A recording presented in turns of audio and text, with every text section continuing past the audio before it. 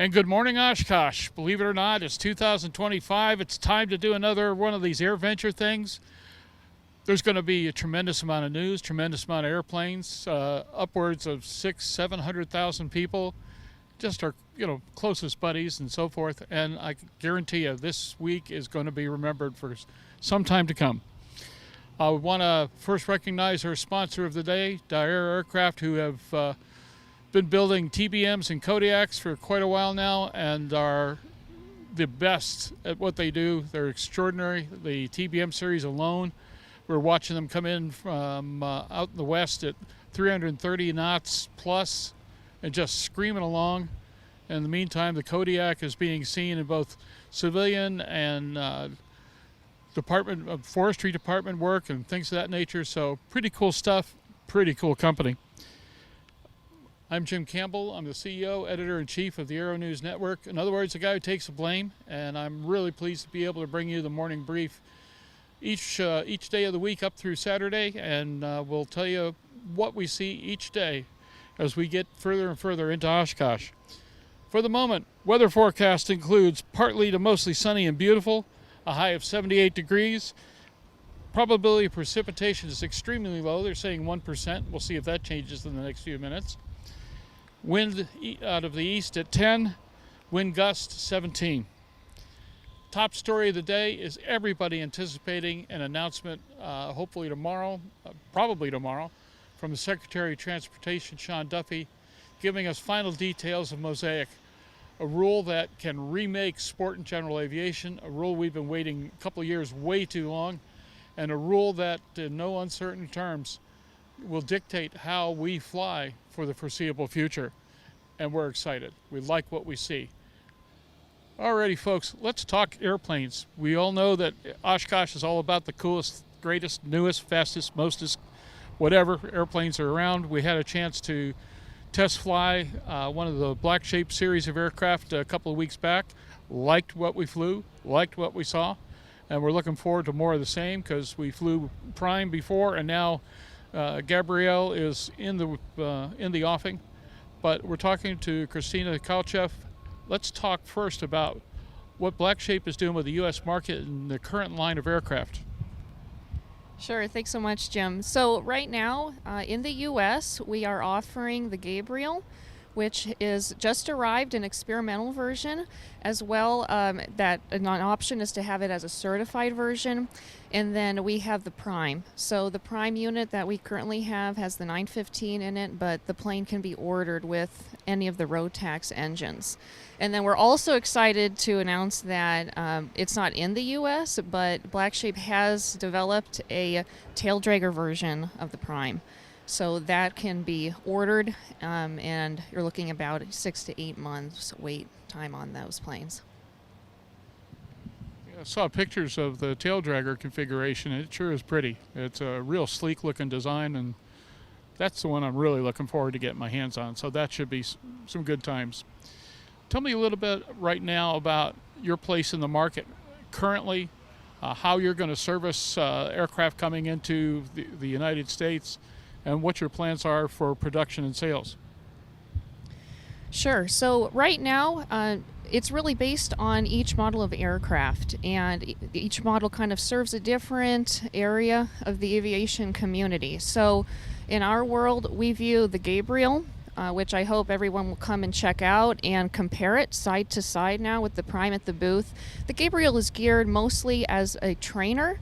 The best way I can describe it is it's sort of a more docile version of the Prime.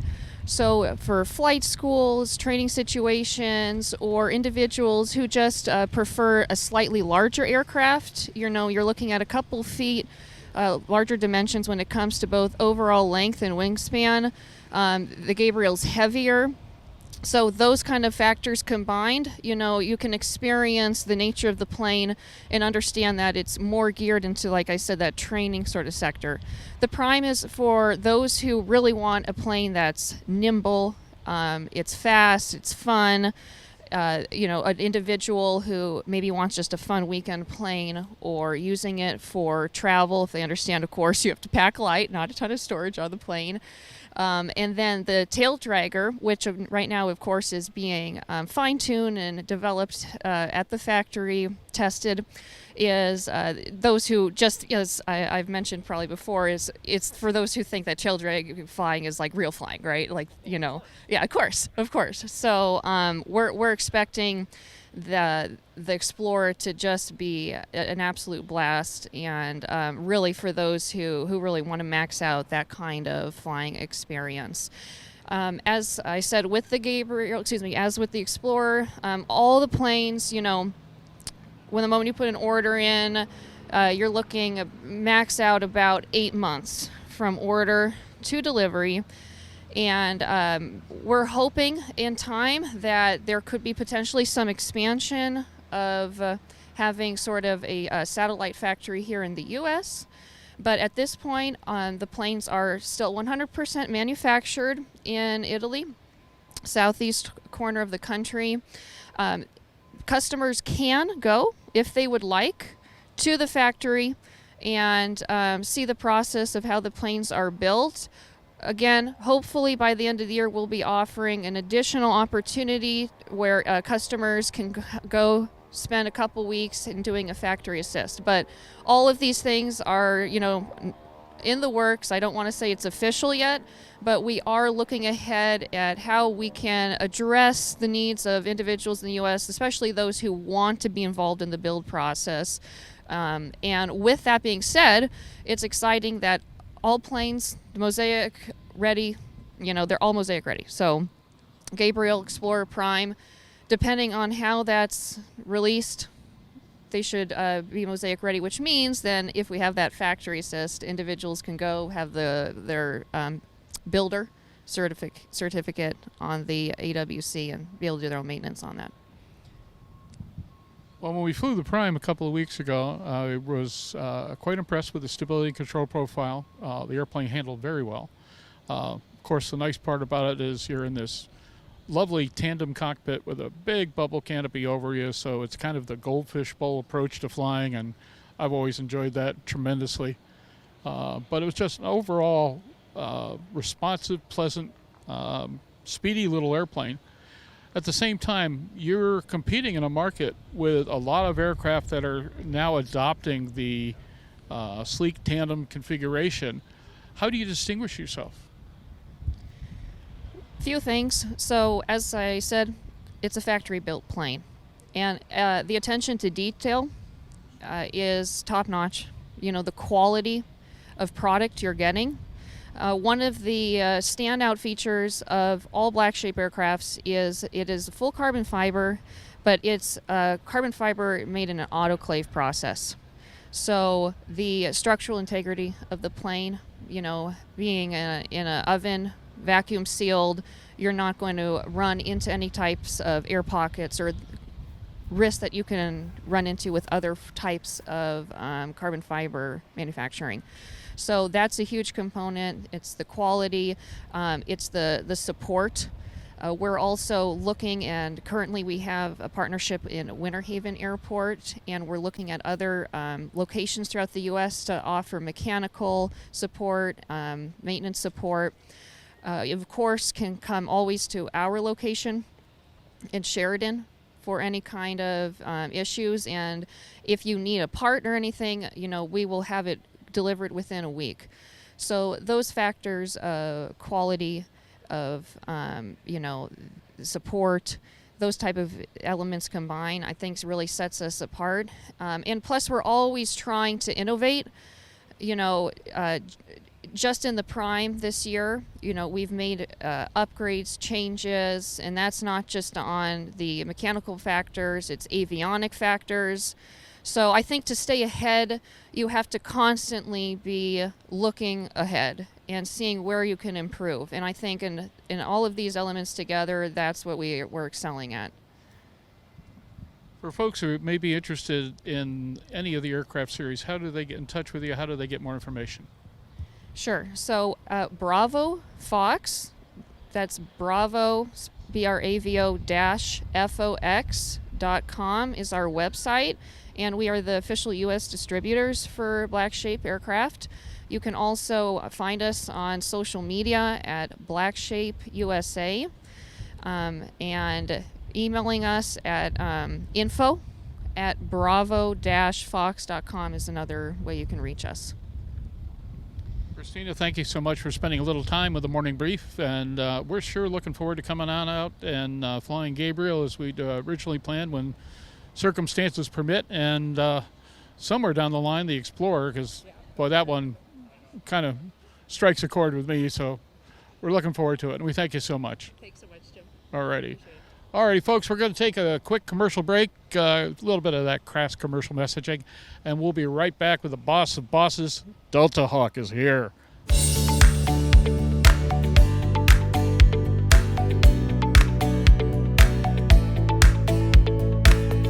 The Aero-News Network's Oshkosh Morning Brief, live from Oshkosh, Wisconsin, is brought to you in part by the following sponsors.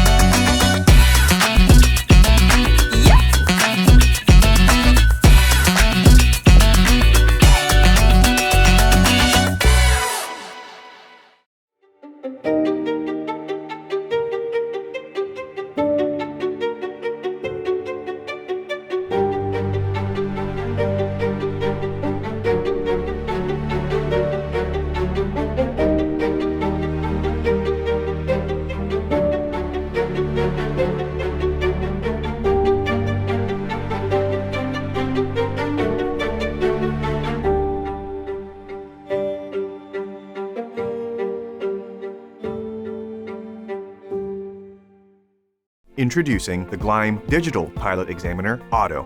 Meet Auto, the best way to practice for your oral exam so you can ace your check ride. Practice verbalizing your answers with Auto out loud in real time before being presented with the FAA referenced answer on screen to help reinforce your knowledge. What are the characteristics of unstable This air? is practice how it should be, conversational, comfortable, and realistic. So prepare to ace your check ride with Auto, your personal digital pilot examiner from Gleim Aviation. My hip fuel gauge is really being weird. It's acting up again. We've got plenty of fuel, but those gauges really are not all that accurate. Great. For years, fuel gauges confirmed you were empty, but couldn't warn you before.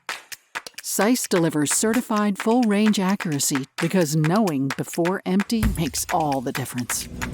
Accurate fuel gauges. That is so nice. SAIS, accuracy before empty. And Oshkosh, we're back. For those of you who were watching FlightAware or were able to see the arrivals the other day, there were these airplanes making these funny noises as they came in. There was an SR-20, there was an RV-14, and there was a Velocity V-twin, and they didn't quite sound like normal airplanes, or so we were told. But then again, everybody who was arriving was doing so on a lot less fuel and also doing it on Jet A and having a great time because they were powered by Deltahawk. 3 airplanes, 4 engines, because the twin, of course, had 2. And right now they are just setting the world on fire because the Deltahawk is certified. It's going into production. They're going to be seen on countless airplanes. And we're here to talk to John Hupp, the boss of bosses, the guy who is leading Deltahawk into this industry, and more important than anything else, showing us some really cool stuff. John, welcome to Oshkosh. Thank you. Great to be here. So, tell me the latest and greatest on Deltahawk. What do we know right now, or what can we say right now? So, you want me to take this? Okay. As you indicated, right? So the RV-14 last year, it was here just as a fuselage. It is now completely outfitted. It went through all its testing. It was shipped to the West Coast. From there, it was put together. They did all the flight testing, and it flew from Oregon to Racine and then to Oshkosh. So we're extremely excited to have the RV here. We've made some updates to the SR-20. We have looked at it, and we now have an engine package that is equal to what we're replacing. From a weight standpoint, we're very excited about that. Come and see the SR-20 and the new package. We streamlined all of the hosing and the firewall forward package with the radiators, and it really looks good. And then obviously the V-twin, or the twin velocity, is still one of our pride, and we enjoy having that around. We get a lot of flight hours off of that. It's been in Florida for quite a while with Christopher Rude and as an owner, and he's been using that to take a lot of flights. So yeah, we're excited about all that. Excellent. Now, as I understand it from the version of the SR-20 that we flew 2 years ago, you've clawed 270 pounds out of that installation? Close, yes, close to that, correct. That's amazing, because what was interesting at the time was when I flew it out of Jacksonville 2 years ago, I felt that the power and performance were equivalent to the 210 Continental that was normally in the SR-20. Didn't really see any deficit, despite the fact that it was supposedly, 30 less horsepower. Correct. Technically. Yep. So I'm dying to see what it does with 270 pounds relieved from the airframe. And then, of course, the big announcements at Sun and Fun were the adoption of a program to put together STCs for the Cessna 172 and 182, two of the most popular aircraft in the fleet. And of course, you've had a relationship with Piper Aircraft. They've discussed the Seminole, and apparently there may be other things to come. So you've got a lot on your plate, and that's not all. Yes, we do. Yeah, as you indicated, the Seminole actually was arrived about a month ago to start the STC work. So it arrived. They took the engines off and packed them up. And now we're working on installing. I could use a spare. Well, I think you have to talk to them about it. We do have it in our warehouse if you need one. But we are now working on outfitting that and with for the STC, which is planned for the end of 2026. So we do have some other things to tell and talk about, but we'll wait for that to discuss that. But yeah, it's I'll give you a little interesting. So even the RV, which they're used to a 200 horsepower, we have 180 in there, and the owner has been flying it, and he doesn't see any degradation in performance. He's getting 47% more fuel efficiency. The climb is equal. And so he's very excited and happy with the performance. So, yeah, as he arrived here at Oshkosh, he pulled out his clipboard and was showing me his fuel figures on the trip, and just giggling like a little kid because, one, gas is cheaper, and two, he's burning a lot less of it. And at this stage of the game, he's going to finance his next RV project off of this. Yeah, that is correct. He already has talked to us about doing another RV-14. He wants to have that one here in 2027, and then we're talking about an RV-10 as well. So, yeah, we got a lot of things going on with the van side of it, and yeah. Well, you have some other OEM projects in the works. Tell me what you can discuss. So we are working on with Bushliner on a 6-cylinder. It's our we are working on making that announcement here at Oshkosh. I think that's going to fit into a few airframes. And then the other thing we have here is we have a mock-up of a hybrid where we have included, right? This is not a bolt-on. We included it right to the bed plate and the block, and you'll see that if you come over to the booth. But we're excited. We're getting a lot of inquiries about hybrid now, and I think we have a solution that is going to be very good. There are a lot of questions from people out here who have been used to, brand L and brand C and even brand R to a certain extent. They look at a diesel style technology and they're wondering about operating it, they're wondering about maintaining it, they're wondering about fueling it. What's the basic data of what they really need to know to get into a Deltahawk future? Well, we are incorporating one lever. I mean, we have you don't have any mixture controls. Again, you operate this like you would operate your vehicle, right? So it's just a gas pedal, right, or a gas lever, or a diesel lever, or a Jet A lever, right? So a fuel lever. All we need is air and fuel. So it's not as complicated as people might think.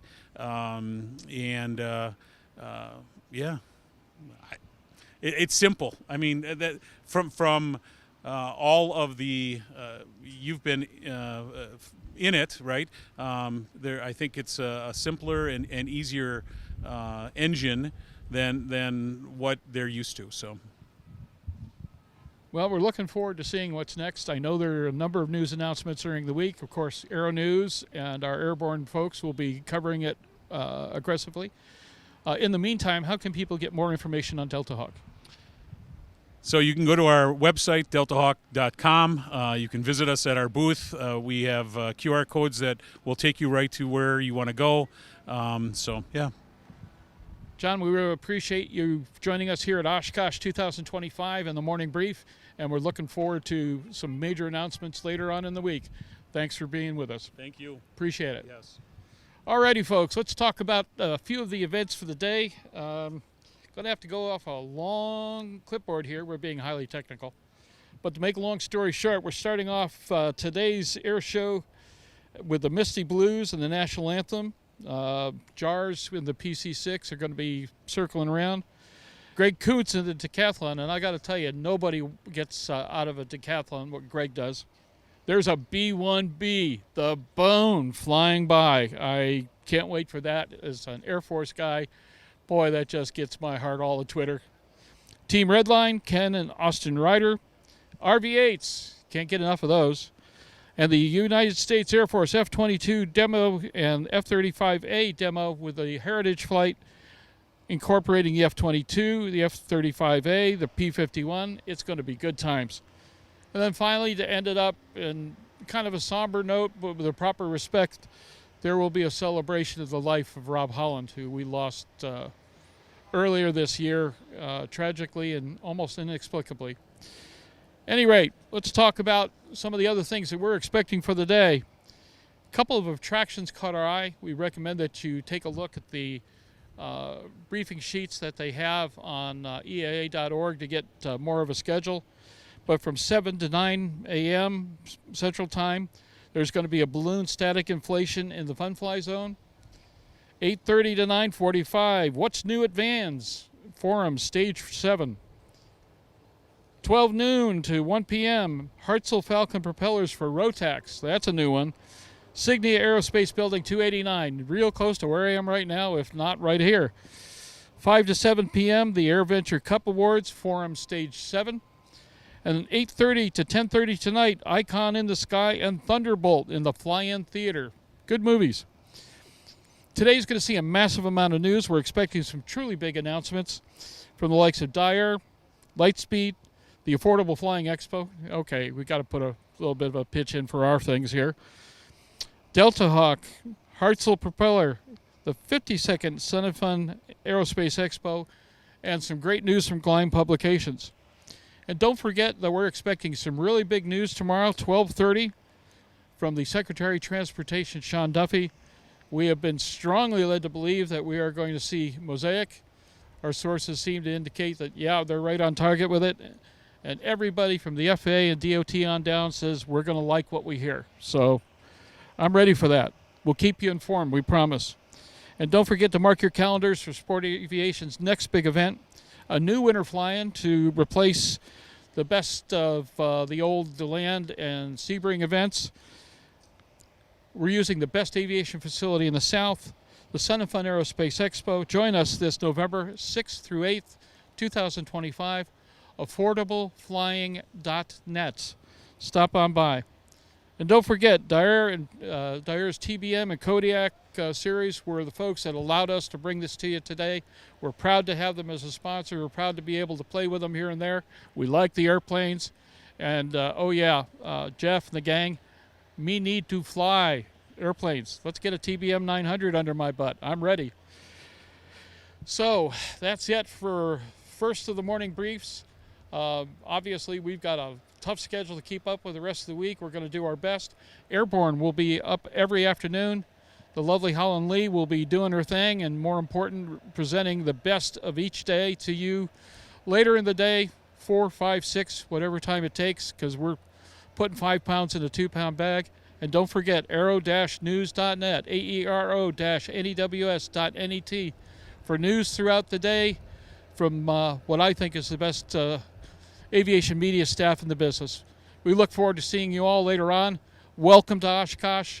Keep an eye out. We got lots of news for you to come. Bye-bye.